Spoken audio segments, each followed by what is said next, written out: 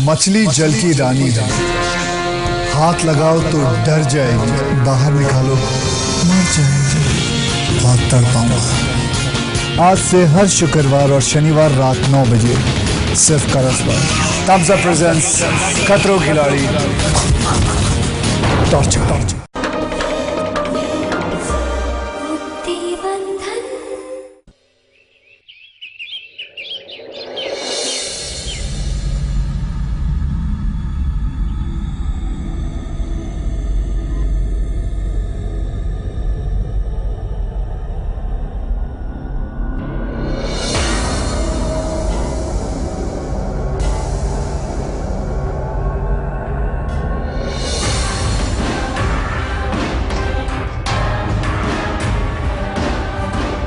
उसी सीढ़ी पर खड़े हो अभी तक। भगवान अंदर है। इसी सीढ़ी पर मैं खड़ा था जब तुम मुझसे नाता तोड़कर चली गई थी। जब तक वो नाता फिर से नहीं जुड़ता किसी भी रूप में, जब तक तुम उस नाते का स्वीकार नहीं करती चंद्रा, मैं इसी सीढ़ी पर खड़ा रहूंगा।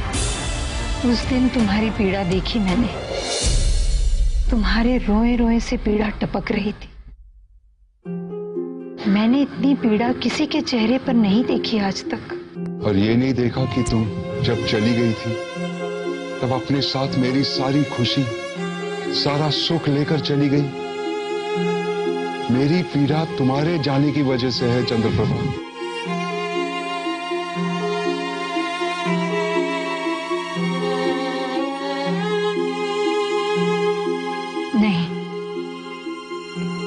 मैं तो जब गई तुम्हें मंदिर की सीढ़ियों पर छोड़ गई थी। वो 10-12 सीढ़ियां अगर तुम चढ़ के मंदिर में चले जाते तो तुम्हारे जीवन में इतनी पीड़ा नहीं होती। लेकिन तुमने मंदिर में प्रवेश करने से इनकार कर दिया। गुजरते हुए वक्त को नकार दिया तुमने। अपनी कामयाबी को खुशियों की वजह बनाने की बजाय तुमने उसे दुनिया से लड़ने का हथियार बना लिया। अपने आप को तुमने एक दायरे में सीमित कर दिया ईश्वर। क्योंकि मैं तुमसे प्रेम करता था चंद्रप्रभा। नहीं, तुम्हारा प्रेम तो पीड़ा बन गया ईश्वर। तुम्हारा प्रेम अगर प्रेम रहा होता तो वो छलक कर दूसरों को भिगोता। हृदय में जब प्रेम होता है ना तो वो किसी एक व्यक्ति के लिए नहीं होता, वो तो हर किसी के लिए होता है, सभी के लिए। चारू बता रही थी कि तुम्हारे 2 बेटे हैं और एक बेटी, 2 बहुएं हैं, एक पोता भी है। इतने अरबों खरबों का बिजनेस है, तब भी तुमने जिंदगी में प्यार नहीं पाया ईश्वर। तब भी एक चंद्रप्रभा की कमी ने जीवन को जहर कर दिया। तब भी तुम्हें इतनी पीड़ा मिली।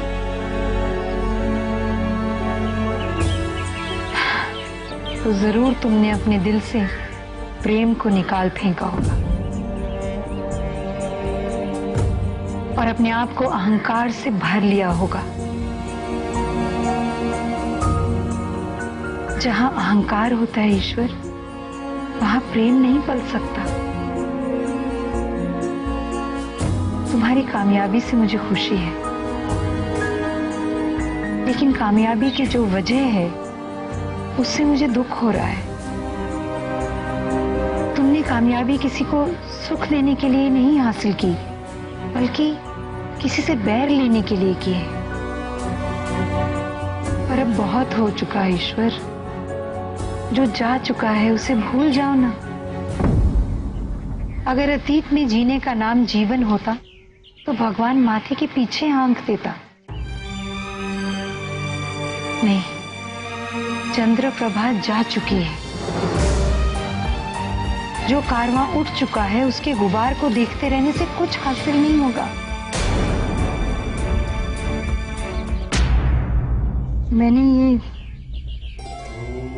मैंने बाबा की परमिशन से इस किताब में अपने पूर्व जीवन के बारे में लिखा है। शायद इस किताब के जरिए तुम्हें मुक्ति मिल जाए।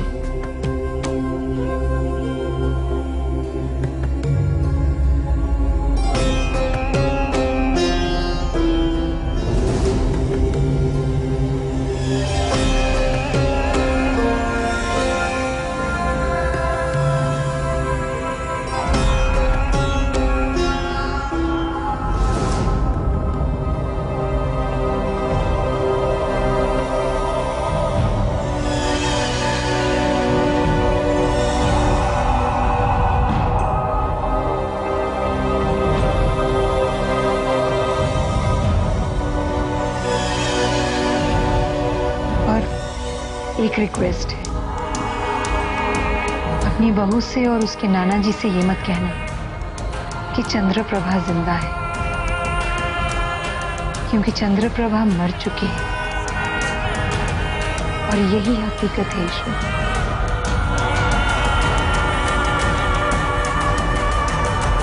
इस बात को मान लोगे तो तुम पीड़ा से मुक्त हो जाओगे। सबके साथ मिलकर हर साल चंद्रप्रभा का श्राद्ध जरूर करना।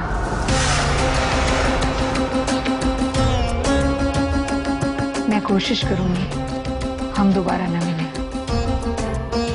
लेकिन संयोग से मिल भी गए तो एक बात याद रखना, चेहरा इंसान की पहचान नहीं,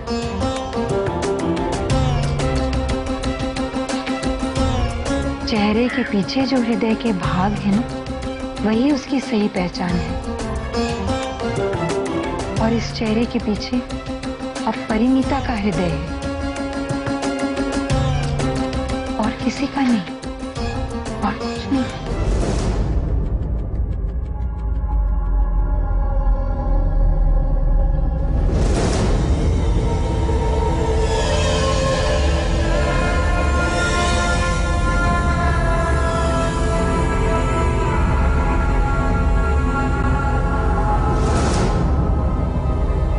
चंद्रप्रभा, रुको रुको चंद्रप्रभा, रुको चंद्रप्रभा, मेरी बात सुनो चंद्रप्रभा।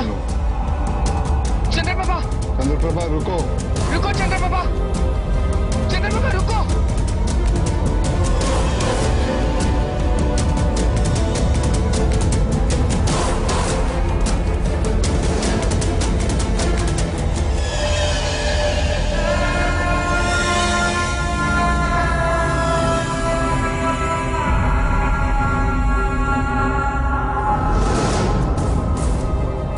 से चली गई,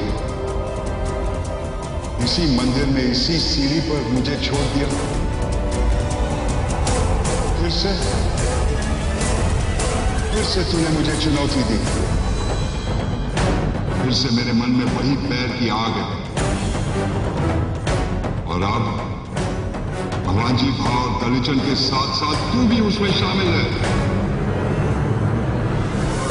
वो पैर की आग अब तुझे भी जला देगी, तुझे।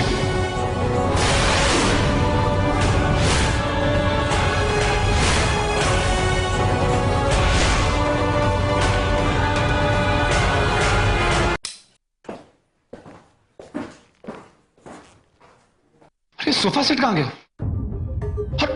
और बेड भी नहीं है। मैं जाकर देखता हूं ये मजाक किसने किया। मजाक? ये रोमांटिक सेटअप बनाया हमने आपके लिए और आपको ये सब मजाक लग रहा है? कहाँ देखो ना, वही तो वैभव भाई। Romance is the only important thing in life. तभी तो बापूजी ने आपको यही सिखाने के लिए यहाँ से सोफा सेटअप और एक्स्ट्रा बेड दोनों हटा दिया। Extra bed? पर दो लोग के सोने के लिए तो दो ही बेड चाहिए ना? हाँ, दो लोगों को सोने के लिए चाहिए, मगर पति पत्नी को नहीं। पर काका, आपको सोफा सेट हटाने की क्या जरूरत थी? अरे भाई, जैसे किसी शराबी को बोतल के साथ एक कमरे में नहीं रख सकते, वैसे ही तुम दोनों को टेबल कुर्सी के साथ नहीं रख सकते। हाँ। क्या कि वरना तुम दोनों कागज पेन लेकर प्रोजेक्ट बनाना शुरू कर दोगे। बिल्कुल सही। वैसे अब आप दोनों के लिए एक ही प्रोजेक्ट है। अब कौन सा प्रोजेक्ट?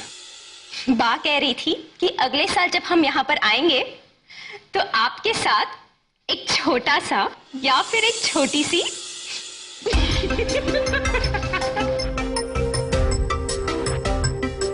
कोई बात नहीं, पर काका हम तो अपना काम बेड के ऊपर बैठ के भी कर सकते हैं। उसके लिए ये सब करने की क्या जरूरत थी? मुश्किल है बेटा। आपके कमरे में पेन, पेपर, न्यूज़पेपर कुछ भी नहीं, और दरवाजे पर bye, best of bye, enjoy yourself. Raji, don't be logical यार। अरे निराली, रूपल यार, तुम लोग तो समझदार हो यार, प्लीज। काका अच्छे से लॉक किया है ना? एक बार चेक कर लो। अरे मैंने बराबर चेक किया। चलो तुम भी अपने कमरे में जाओ और मैं उससे भी बाहर से ताला लगा देता हूँ। क्या? अरे मजाक कर रहा हूँ, आ जाओ चलो। कमाल है यार, क्या बचपना है। आज के जमाने में कोई बिना मोबाइल के कैसे जी सकता है? अगर कोई इमरजेंसी पड़ गई, किसी को मुझसे बात करनी पड़ गई, कांटेक्ट करना पड़ गया, तो कोई कैसे करेगा? रिलैक्स वैभव जी, आप किसी को कांटेक्ट नहीं कर सकते, लेकिन सब लोग तो आपके कांटेक्ट में रह सकते हैं ना। वैसे भी ये सिर्फ 2 दिन की बात है।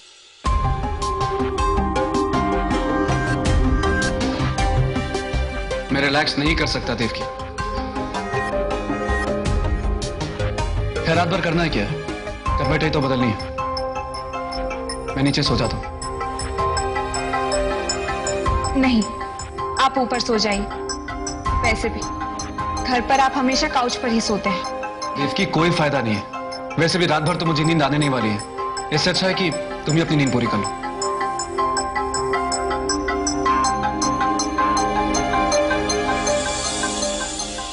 अरे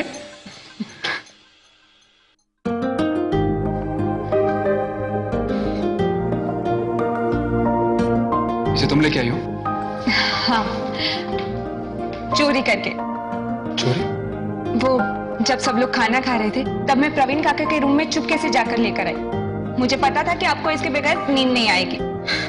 और मैंने कहा था ना कि हम वर्क और प्लेजर दोनों बैलेंस करेंगे। You're amazing, Devki. You have made my life. You are great.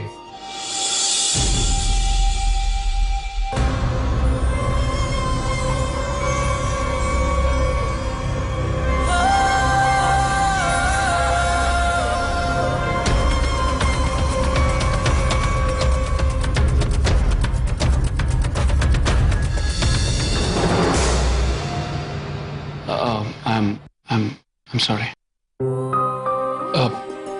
Thanks for the laptop.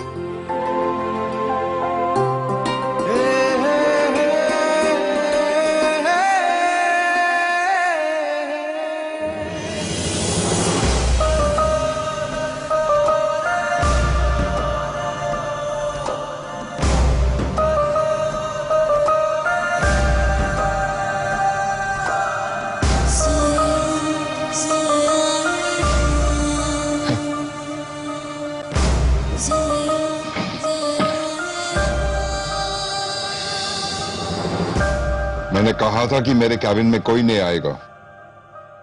I am sorry sir, मैं वो आपके लिए कॉफी लेकर आई थी। आप बहुत स्ट्रेस लग रहे थे तो मैंने सोचा कि नहीं चाहिए, लेके जाओ।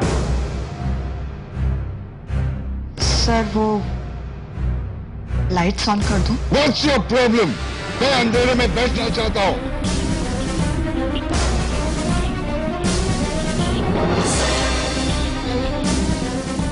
और कोई काम है? नो सर, वो तुम घर जा सकती हो। दूसरे स्टाफ से कहना कि कोई मेरे कमरे में नहीं आएगा।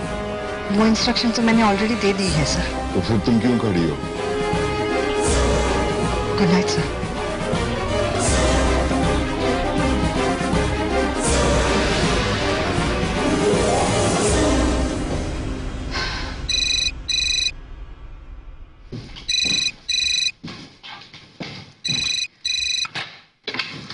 मिस्टर आम्बिरानीज office, good evening. Hello Manjusha, मैं चारू मैम बात कर रही हूँ। जी मैम। मंजूषा, तुम्हारे सर कहाँ है? मैं कब से उनका फोन ट्राई कर रही हूँ, उनका कांटेक्ट नहीं हो पा रहा है। मैम सर तो ऑफिस में ही है, अपने कैबिन में कुछ पढ़ रहे हैं। उन्होंने इंस्ट्रक्शन दिया है कि उन्हें कोई भी डिस्टर्ब ना करे। इतनी रात गए अकेले बैठकर पढ़ रहे हैं? मंजूषा, वो पिछले कुछ दिनों से बहुत ज्यादा टेंशन में दिखाई दे रहे हैं। घर से ज्यादा वक्त वो ऑफिस में बिताते हैं। क्या बिजनेस का कोई बड़ा प्रॉब्लम है? अगर तुम्हें पता है तो प्लीज मुझे बता दो। नहीं मैम, मुझे नहीं पता। पता नहीं क्या टेंशन है। शायद हमें चिंता ना हो ये सोचकर हमें कुछ बताते नहीं, पर हमें कुछ बताते नहीं, इससे हमें ज्यादा चिंता होती है। Anyway, bye. Yes ma'am.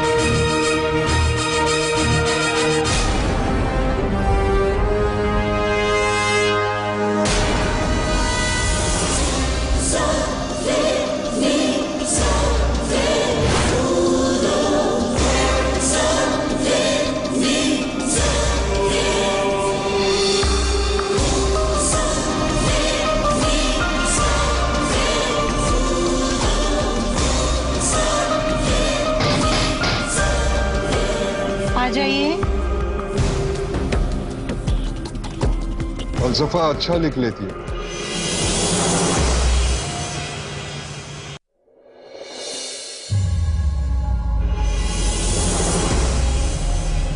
अपनी कमजोरियों को ताकत का नाम दे देना खूब सीख लिया है। वहशत और डर के सामने घुटने टेक देने को तुम ताकत कहती हो? जब वक्त था तब भा के सामने कह नहीं पाई कि तुम मुझसे ही शादी करोगी।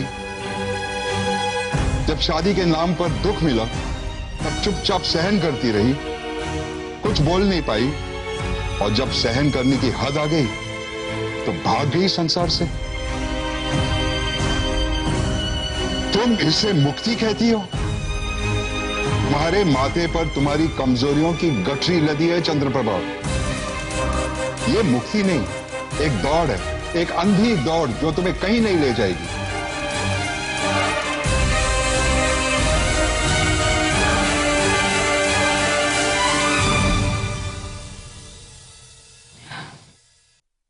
दौड़ तो हमेशा अंधी होती है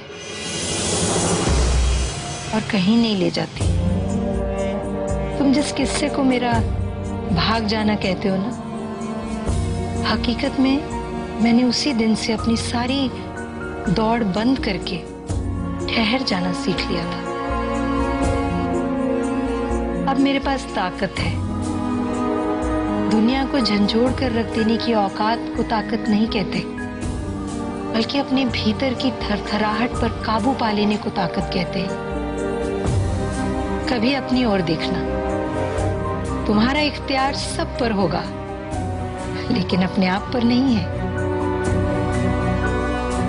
वरना इतने सालों के बाद कोई एक चेहरा तुम्हारे सामने आए और तुम्हारा सारा जीवन उथल पुथल कर दे,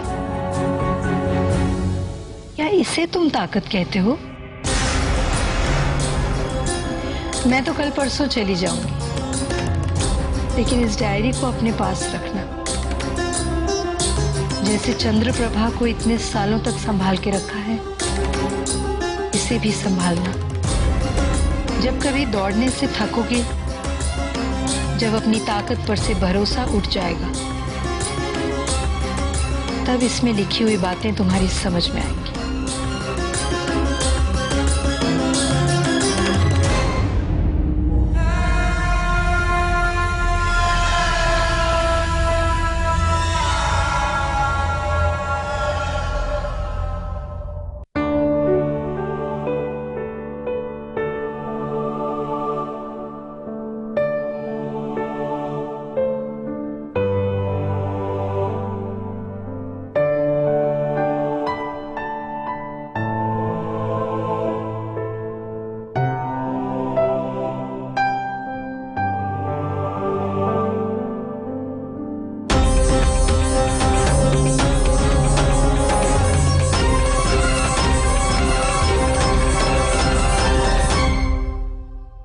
नहीं नहीं, कोई बात नहीं। अच्छा ठीक है,